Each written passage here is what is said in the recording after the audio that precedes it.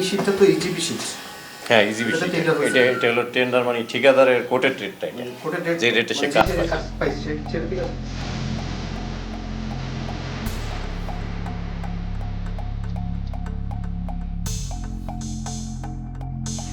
আমাদের লাইসেন্সের নাম হলো বাদল মাস্টার।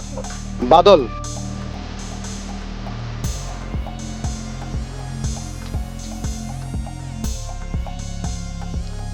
59,910 টাকার মারি মনে হয়। আর দেড় লাখ টাকার কথা বলছো। আমার কিন্তু এক্সিকিউটিভ পাওয়ার নাই। এক্সিকিউটিভ পাওয়ার হলে আমি একটা কাজ কিন্তু যে একটা ফোর্স নিয়ে বন্ধ করতে পারি।